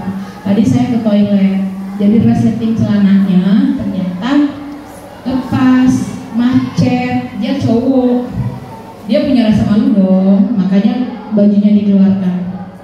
Kita pun ketika kita menanyakan siswa, meminta pendapatnya dan mereka mengemukakan pendapatnya seperti itu, kita rasanya nggak berani lagi marah. Paham? Bisa begini Bapak Ibu ya? Saya yang pemarah yang tegas nggak bisa lagi marah, dia sudah ngomong jujur, begini. Oke, sekarang baru kita masuk ke langkah ketiga, keyakinan. Keyakinannya apa? Kalau kita berpakaian seperti ini, oh kita rapi Bu, tahu dia. Tanpa saya menyebutkan apa kira-kira nilai kebajikannya tuh. Oh kita rapi Bu, makanya kita harus baju masuk ke dalam. Makanya pakai dasi biar rapi, kemudian tidak ada tidak ada kesenjangan. Kalau keseragaman itu gunanya kan tidak ada orang kaya orang miskin gitu ya, maupun dari sepatu warna hitam, jadi tidak ada yang menonjol, semuanya sama gitu. Jadi tidak ada yang merasa ditinggikan. Kemudian apalagi nilai kebajikannya? Ya saya harus bertanggung jawab Bu, kayak dasi tadi. Dia ngomong sendiri tanpa saya kasih tahu arahan. Nah harapannya adalah dia paham dengan itu yang dimau. Cuman memang waktunya. Nah untuk waktu, manajemen waktu, mudah-mudahan kita diberikan ruang, tempat, waktu yang banyak oleh Allah sehingga kita mampulah memberikan yang terbaik. Nah ini kira-kira sudah saya kasih tahu tadi Bapak Ibu. Nah kenapa ada restitusi tadi? Nah karena ini ada 5 kebutuhan dasar manusia. Kadang ini tidak terpenuhi. Apa saja sih kebutuhan dasar manusia? Bertahan hidup. Ada anak saya dulu di sini, anak kita. Ada yang tidak datang sekolah, bahkan ketika ada dapat bantuan dia nggak di sekolah, dijemput. Bapak Ibu tahu lagi ngapain si anak? Lagi nguli. Anak SMP lagi nguli. Karena apa? Kebutuhannya untuk bertahan hidup. Karena sudah tidak ada lagi tulang punggung keluarga di atas rumahnya. Dan si anak harus memikul beban yang tidak seharusnya dia pikul. Ada, sehingga akan terjadi, makanya dia mungkin sering terlambat. Ada waktu itu terlambat datang ujian karena dia mengambil pasir ke sungai. Dia ikut rombongan bapak-bapak, di pikirannya pulangnya pukul 12. Jadi pas ujiannya dia shift 2 pukul 1 siang. Ternyata mobilnya mogok, ada masalah teknis sehingga dia terlambat. Baru nyampe sekolah setengah 2, padahal masuk ujian jam 1. Ditanyakan juga waktu itu, sedih nggak kita? Dia punya niat mulia loh, ada kebaikan dalam dirinya. Kenapa bantu mama? Mama jual gorengan tuh nggak cukup. Ada kakaknya yang kuliah di UMP. Waktu itu belum ada kereta api, jadi pakai mobil, butuh biaya katanya. Butuh biaya dan dia berharap kalau kakaknya sukses, kakaknya mampu membagi batang terang termasuk dirinya. Mulia nggak tuh niat sana? Ya, anak SMP sudah bisa berpikir seperti itu. Kemudian ada kasih sayang. Nah anaknya tadi yang nggak lengkap tadi memang mencari kasih sayang. Kita tahu persis tuh backgroundnya. Nanti kalau lihat fotonya mungkin dan tahu tuh ya. Memang ada butuh kasih sayang dia, butuh rangkulan. Kemudian ada penguasa anak. Ketika ada anak yang membuli tadi, dia ada kebutuhan penguasanya nggak terlepas. Mungkin di rumah dia tertindas, mungkin dia anak bungsu ditindas sama kakaknya, sering dibully kakaknya, sehingga dia kekuasaannya nggak terpenuhi di rumah. Akhirnya apa yang terjadi? Dia membuat kekuasaan di sekolah, membuat geng-geng, akhirnya dia penguasa, ditakuti, membuat sekian hati. Itu yang terjadi karena kebutuhannya tidak terpenuhi. Lalu kebebasan, ada anak yang dikukung di rumah oleh mama papanya, ini nggak boleh, itu nggak boleh, itu nggak boleh, anak mama atau anak papi, anak apa? Orang tua mungkin nggak tahu dampaknya. Ketika di sekolah bebas sebebasnya. Saya punya anak juga siswa dulu, kayak punya 2 kepribadian. Di sekolah tuh di sekolah tuh bahkan dia kayak nggak ini gitu, kayak nggak ada aturan aja. Di rumah dia pendiam. Jadi orang tuanya kalau punya anak masa nggak percaya anaknya pendiam, anaknya baik, karena kebebasan tadi tidak terpenuhi kebebasannya. Ada hal mungkin tidak ditanyakan, dia nggak bisa begini, nggak bisa begitu. Nah kemudian kesenangan. Nah ini pentingnya masa bermain itu Bapak Ibu. Jadi kalau ada yang punya anak kecil, biarkan dia bermain. ketika dia kesenangannya kurang, nggak senang dia, mungkin kayak tadi anak-anak kita banyak yang bantu orang tua, akhirnya nguli, akhirnya bantu orang tua ikut berjualan segala macam, waktu bermainnya tidak ada, kesenangannya itu kurang terpenuhi. Sehingga apa ya? Ya bikin senang-senang kayak kemarin tuh di Senin main air, karena memang kesenangannya nggak terpenuhi. Bermain air dia kemarin. Nah itu ya Bapak Ibu ya, ini kira-kira 5 kebutuhan dasar manusia. Kalau terpenuhi, insya Allah mungkin. Bagaimana caranya? Ya ini apa yang kita gali. Memang sekali lagi tidak mudah memang Bapak Ibu. Tapi inilah. Nah kita mulai dari keyakinan kelas. Kita bisa memulainya dari keyakinan kelas ini yang sudah saya lakukan kemarin pada siswa kelas 92. Mengapa keyakinan kelas tidak peraturan kelas? Karena ada nilai-nilai keyakinan kebajikan yang tersurat dalam kesepakatan tersebut. Kalau peraturan kadang tidak boleh makan, minum saat belajar. Kira-kira nilai kebajikannya apa? Rasanya tidak ada. Tapi kemarin akhirnya kami merubah strategi, tidak boleh makan minum saat belajar, tidak boleh bermain handphone. Dibuatkanlah sebuah keyakinan. Apa keyakinannya bersama kemarin yang di 92? Apa keyakinannya anak-anak? Fokus dan semangat dalam belajar. Apa nilai kebaikannya itu? Ada ya? Semangat, fokus. Makanya untuk keyakinan kelas itu penting Bapak Ibu. Kita mulai dari sini. Jadi Bapak Ibu, apakah keyakinan kelas itu hanya untuk wali kelas? Tidak. Boleh bersama guru mapel di mapel kita. Kalau ada wali kelas, boleh buat bersama wali kelas. Saya pribadi mapel setiap belajar, tapi dulu namanya kontrak belajar karena belum dapat ilmunya. Namanya kontrak belajar dan masih ada kata-kata negatif. Tidak boleh makan dan minum. Itu negatif, tidak boleh. Jangan berlarian, itu negatif. Harusnya jalan lebih hati-hati. Nah, mungkin begitu lebih positif ya kalau keyakinan. Jadi kemarin saya mau dipermudahkan dengan adanya kontrak belajar. Kita tinggal memperbaiki tuh, tinggal merevisi, kemudian mencari nilai-nilai kebaikan apa yang ada pada kontrak belajar kemarin dan kita ganti namanya dengan keyakinan kelas. Nih, abstrak daripada aturan, lebih rinci dia, lebih detail, konkret. Pernyataan-pernyataan universal dibuat dalam bentuk positif. Jangan terlalu banyak sehingga mudah diingat. Nah kemarin di awal kontrak belajar saya itu ada 9 poin, kemarin malah jadi 7. Karena ada beberapa poin yang hampir yang bisa disatukan tuh. Kayak tadi saya sebutkan, tidak boleh bermain handphone, tidak boleh melakukan aktivitas lain selain pembelajaran. Kemudian tidak boleh makan dan minum saat belajar. Disatukan itu. Apa akhirnya? Fokus dalam belajar, fokus dan bersemangat dalam belajar. Nah, ada digabungkan akhirnya. Itu yang keyakinan kelas. Jadi apa kemarin menerapkan sapa, menerapkan 5S itu juga mereka yang minta menerapkan 5S Bu, sapa, senyum, salam. Oke, tuliskan. Sudah tertulis, sudah dibuatkan kemarin oleh mereka. Boleh dilihat nanti keyakinan kelas 92. Kemudian apa lagi? Menghargai dan menghormati Bu, saling menghargai dan menghormati. Boleh. Menghormati siapa? Berarti apapun yang terjadi di kasus saling menghormati. Kalau yang masuk adalah guru, dia harus menghormati gurunya. Kayak yang sama temannya, dia juga harus menghormati teman-temannya, menghargai. Saling tolong menolong Bu, katanya kerja sama. Muncul kemarin dari mereka. Ya kemudian yang terlambat tetap ada, tapi datang atau masuk kelas tepat pada waktunya. Begitu bahasanya. Jangan tidak boleh terlambat. Itu bahasanya masih negatif. Kita ganti ke positif. Datang tepat atau datang masuk kelas tepat pada waktunya. Begitu kira-kira Bapak Ibu ya. Kemudian keyakinan kelas sebaiknya dapat diterapkan. Nah dari sini kalau semua kelas punya keyakinan tuh saling menghormati, saling menghargai, kemudian menerapkan 5S, rasanya akan mudah kerja kita. Benar nggak Bapak Ibu? Kita mulai dari keyakinan kelas. Kalau sudah punya keyakinan kelas baru nanti akan muncullah lingkungan yang positif dan akan bisa terlaksana disiplin positif dan akhirnya membudaya. Itu yang diharapkan. Makanya di sini keyakinan kelas tadi. Di kelas kalau Bapak Ibu wali kelas atau guru mata pelajaran bisa nanti membuat keyakinan kelas.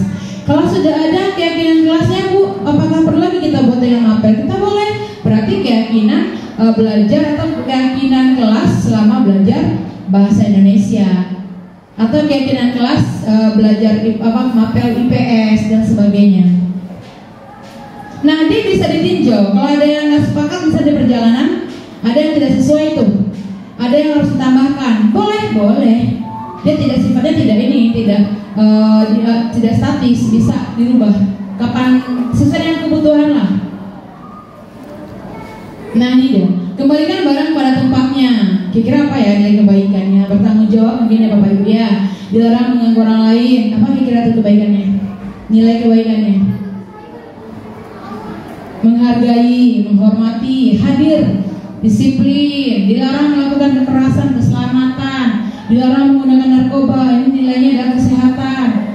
Bergantian menunggu giliran, itu juga ya disiplin, menghargai, dilarang merokok. Kesehatan juga, kemudian menghormati orang lain juga enggak itu? Nah, bagaimana orang perokok pasif lebih ini kan reaktif. Gunakan masker ini ketika masih ini ya. Berjalan di kelas dan koridor. Nah, ini juga bagaimana dia ini dia. Ini dia tadi. Nah, ini. Restitusi tadi itu adalah bentuk tindakan pada posisi kontrol guru yang manajer. Nah, sekarang Bapak Ibu, kita berada di posisi mana ya? Kita sering berada di posisi yang mana tuh? Saya kecewa sekali sama kamu, Ibu kecewa loh sama kamu. Kamu begini, kasihan loh mamamu di rumah. Kalau pernah kita lakukan itu, kita berada di posisi pembuat merasa bersalah. Saat itu mereka ingin kejar, kita merasa kita menang, kita merasa kita bagus. Ternyata efeknya nggak baik. Anak akan selalu merasa bersalah, dan dia nggak bisa melihat lagi kebaikan dan potensi dirinya, karena dia merasa saya salah, saya suka bikin. Jangan-jangan dia menganggap dirinya benar loh. Saya ada virus, saya ada beban. Kamu tidak pernah benar melakukannya. Penghukum. Buat nggak PR-nya? Kalau nggak buat, silakan beri di depan. Itu juga penghukum. Apakah kamu mendapatkan stiker bintang hari ini? Apakah kamu benar jawabannya hari ini? Berarti kita pemantau. Apakah kamu mengikuti aturan? Lengkap nggak bajumu? Masuk nggak ke dalam dasinya? Berarti kita pemantau. Pernah nggak kita bertanya? Kamu salah, bagaimana ya kita menyelesaikannya? Nah di sini kita penyelesaian manajer. Kamu selalu paling terakhir. Kenapa nggak bisa benar nih? Tugas nggak tepat waktu. Selalu terakhir mengumpulkan juga apa adanya. Itu penghukum. Jadi ada lima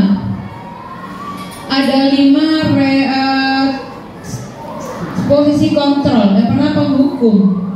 Penghukum itu menghardik, menunjuk-nunjuk, menyakiti, menyindir, membuat merasa bersalah, berceramah. Seharusnya itu begini, kita ibu kecewa begitu.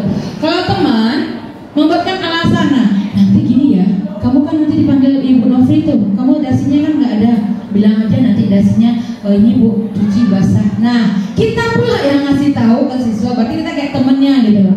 Nanti gini aja, biar ibu aja ngatur. Bu ini nggak sih aneh, gampang lah ibu yang ini doa lama. Nah kemudian ada pemantau, menghukum, menghitung dan menghukum. Biasanya pemantau ini tahu dia dengan aturan sekolah tuh, tahu persis. Jadi dia menghitung, mengukur apa aturannya sesuai enggak gitu. Nah manajer dari 5 posisi kontrol ini, penghukum, pembuat rasa bersalah itu dianggap identitas gagal. Sebagai teman dan pemantau masih bisa, makanya tadi itu kita nggak bisa langsung jadi manajer. Dalam sebuah perusahaan aja bisa kira kamu baru masuk, nah besok jadi manajer, rasanya tidak seenak gitu ya. Ada prosesnya pasti, dan saya mungkin termasuk yang sering menghukum juga dulunya. Nah manajer pernah, tapi tidak penerapan restitusinya tadi tidak beraturan, mungkin agak acak adul tuh. Kemudian pembuat rasa bersalah itu juga termasuk identitas gagal. Kontrolnya dari luar karena takut mereka. Kemudian teman yang memantau itu berhasil sih identitasnya, tapi karena masih mengharapkan imbalan, itu masih bersifat dari luar tuh motivasinya. Yang paling baiknya itu memang adalah manajer. Kontrolnya dari diri sendiri. Ketika kita posisinya ngurus sebagai manajer, harapannya adalah peserta didik kita tuh mampu menggali nilai-nilai kebaikan dari dalam dirinya, bukan karena apa-apa, bukan karena luar, bukan karena si A, si B, si C, bukan karena hukuman, bukan karena imbalan. Itu yang diharapkan. Jadi manajer memang tidak mudah juga. Mungkin kita berproses juga. Hari ini disampaikan semoga bisa merubah sedikit pola pikir kita saja untuk perubahan langsung jadi maka jadilah, tidak mungkin juga diharapkan seperti itu. Tapi paling tidak kita berusaha untuk melakukan kebaikan. Nah ini dia yang manajer tadi.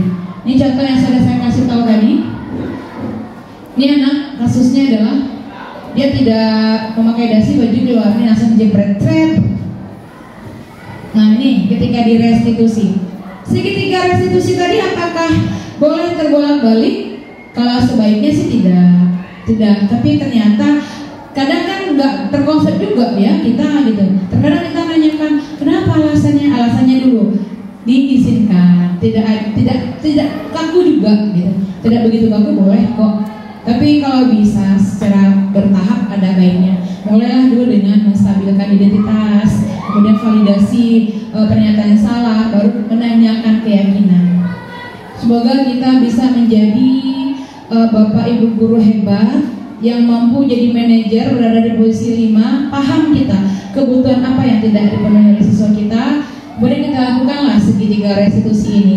Dan kita kurang-kurangi lah lagi yang hukuman, kita ganti dengan konsekuensi perlahan. Nanti restitusi yang lebih baik itu memang restitusi ini. Ini kira-kira mungkin Bapak Ibu sampai di sini yang mau ditanyakan. Kalau diputarkan videonya nanti mungkin karena waktu kita sudah melebihi, karena seru sekali diskusinya tadi. Mungkin masih ada Bapak Ibu sebelum saya tutup, ada yang ditanyakan atau dirasa cukup? Dirasa cukup Bapak Ibu ya. Baiklah Bapak Ibu, hanya itu mungkin pemaparan saya tentang budaya positif yang beranjak dari keyakinan kelas. Kemudian dari keyakinan kelas nanti akan terbentuklah disiplin positif yang pastinya dukungan kita sebagai guru yang berada di posisi kontrolnya adalah manajer. Kita lakukan restitusi sehingga, nah ini sudah terjawab tadi semuanya Bapak Ibu ya, sudah terjawab semua. Sehingga kita nanti bisa menjadi guru atau menjadi panutan, menjadi contoh teladan bagi peserta didik kita. Sehingga disiplin positif terjadi di sekolah kita, akhirnya terbentuklah lingkungan yang positif, dan akhir dari semuanya adalah budaya positif.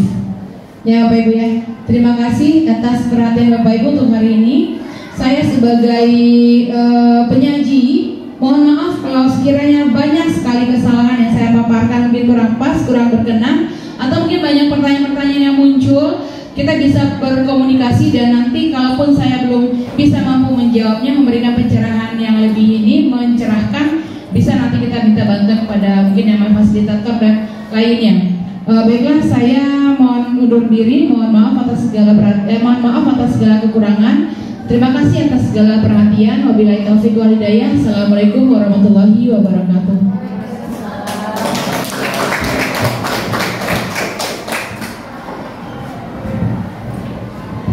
Kita kasih hapus Bapak Ibu semuanya untuk penampilan Ibu Ikhlasiyah CGP Angkatan 9 Kota Pariaman.